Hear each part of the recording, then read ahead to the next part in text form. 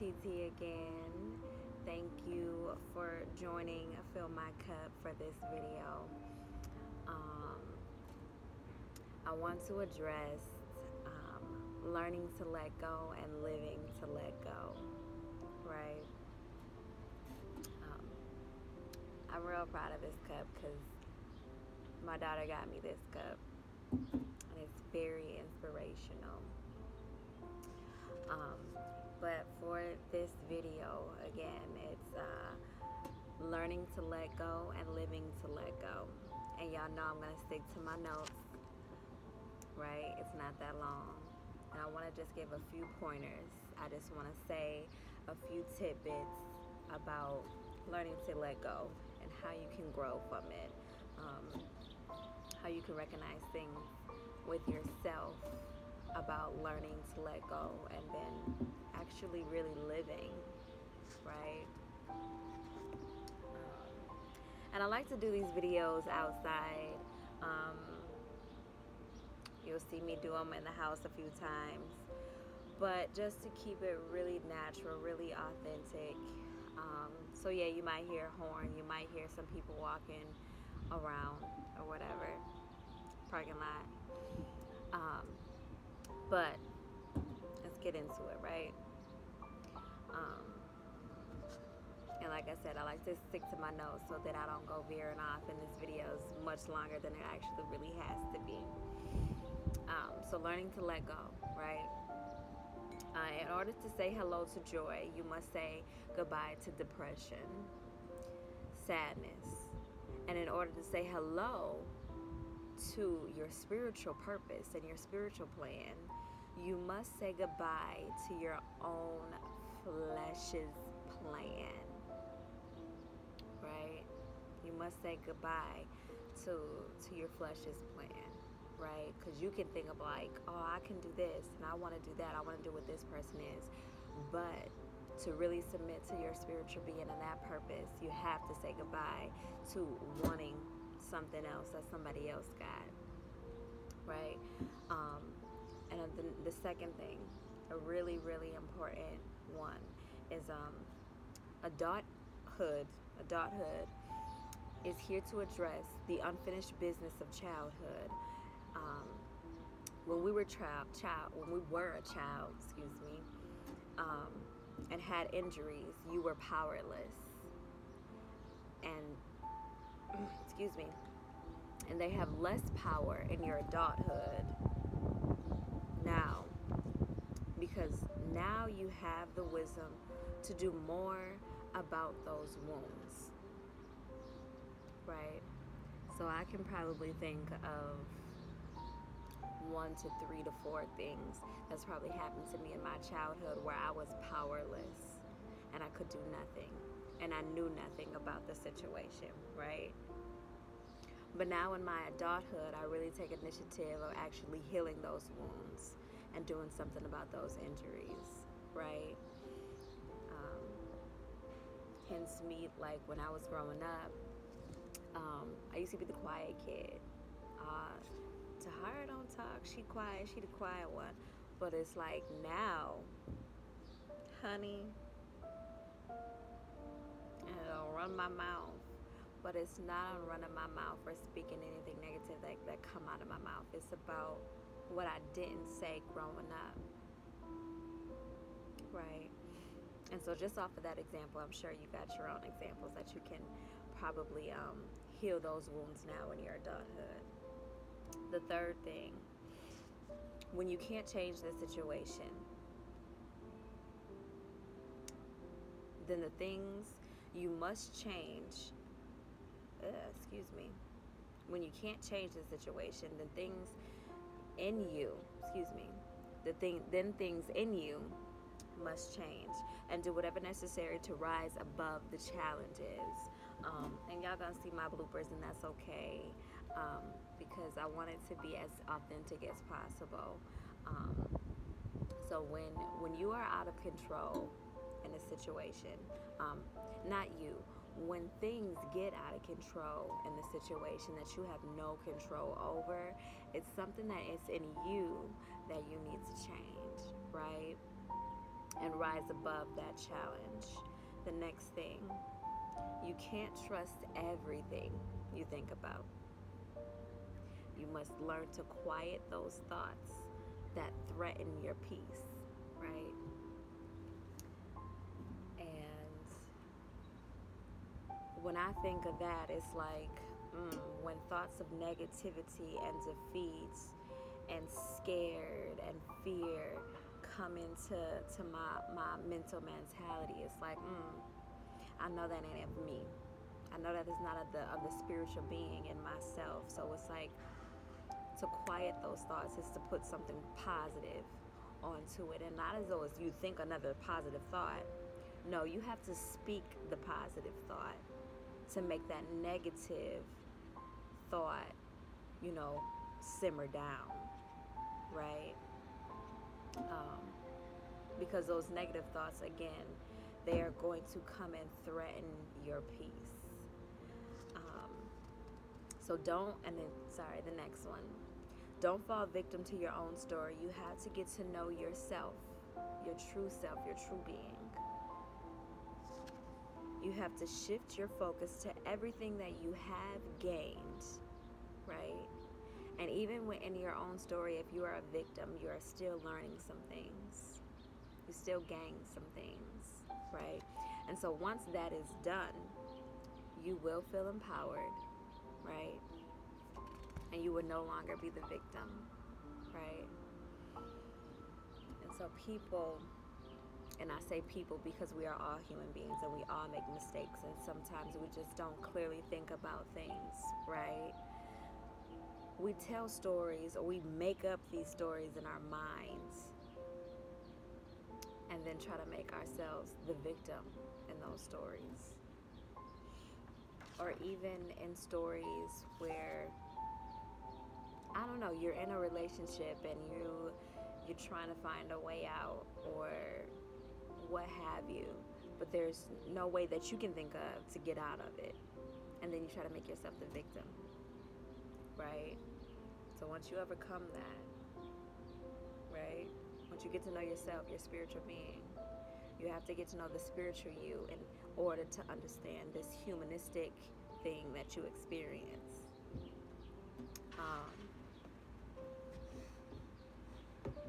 And I hope this is inspiring to someone, and I know this is going to be motivation to some, right? And I hope this video can grasp somebody that is actually needing to hear this in this very moment.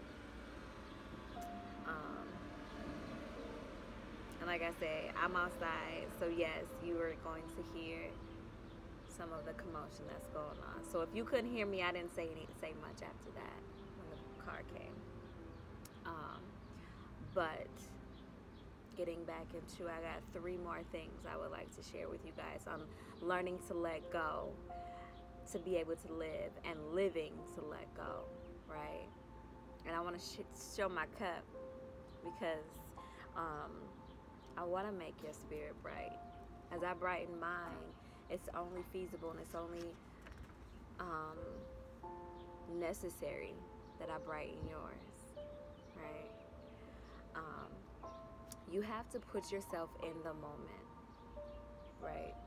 And I learned how to do that, and I'm learning how to do that and being present in the present moment, and doing some meditation, doing transcending work, and really looking down at myself from a spiritual aspect, from a spiritual realm of living, right? And that's how I can find my peace, and that's where I can, remain humble, when I can transcend and actually look down in my situation and be okay with it, right? It's okay to express your feelings, but it's not okay to drown yourself in depressive thoughts, right? Depressive thoughts and depressive feelings. It's okay to feel those. It's okay to be in the moment of those, right? It's okay to transcend and really look down on those, but don't drown yourself in them, right? You can allow your mess to be your message. And I'll say that one more time.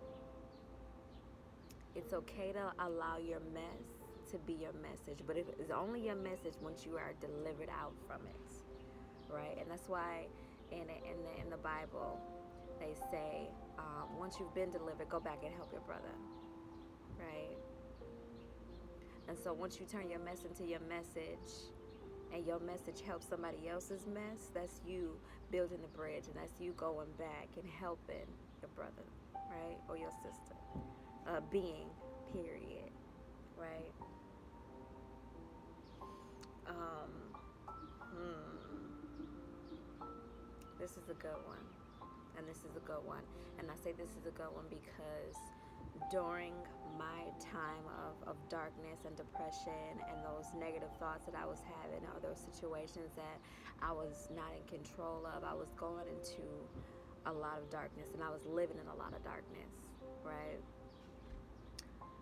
And some of the situations that we go through as this humanist experience, it causes us to really isolate ourselves and become living in this box and have these thoughts, right? And I was suicidal, right? But coming out of those dark days and coming out of that dark burrow as a crab that I was trying to get out of it. But it was an individual that was really close and near to my heart that would try to put me back down to the bottom of the barrel. And she would say negative things as I was trying to come out of that mindset of being suicidal. So this is very, very important, and this is why I'm very open and I'm very transparent about this, because that mess is my message. What you, yourself, put into the light will have no power over you, and it can no longer hurt you, right? So what you bring to the light and what you put out there for yourself, ain't got nobody can hold that power over you. It will no longer hurt you because you've delivered yourself from it, right? And so that's very powerful for me. That's very, very near, because it's like, if you say that, okay, I already said that. Say something that somebody don't know about me, right?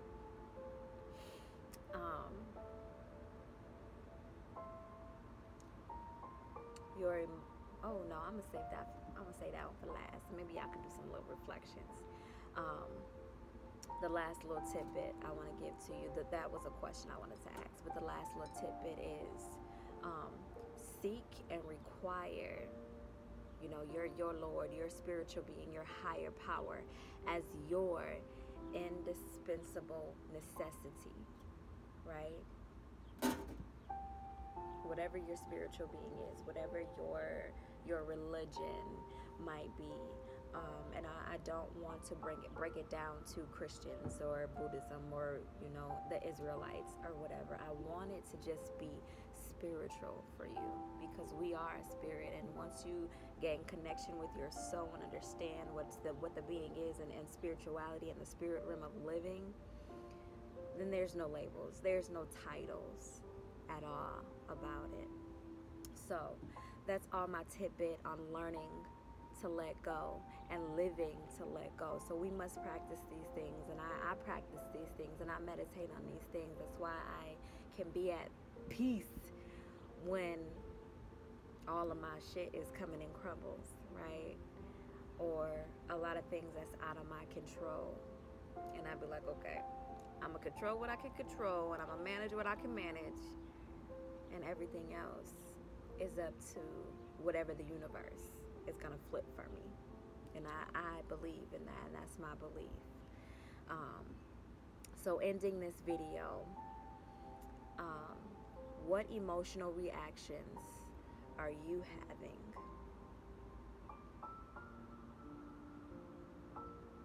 Right? With all of that I shared, and I'm going to close this before I go to the next page, because the next one is really good too.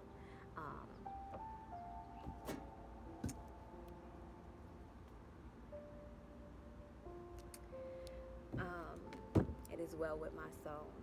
What emotional reactions are you experiencing? Are you having right? And so that's a part of transcending, is being aware of the moment, being aware of what you're feeling, being aware of what your thoughts are, right? And when I say feeling, I mean, what is your body in the moment feeling? How is your body being grounded in the moment? How can you bring your conscious and your subconscious on the same level of living for just a moment to really recognize what emotional reaction that you're really having? And then ask yourself, who is having that reaction? So I hope this helps someone. Like this, love it, share it, comment, whatever, however you might be watching this from your phone, computer, tablet. Um, and yeah, I just want to inspire you and brighten your spirits. And so that's all I have for this video today. Thanks for watching. If you're watching this from via YouTube, subscribe. This is something new that I am doing as a motivational speaker and inspirational speaker, if you per se.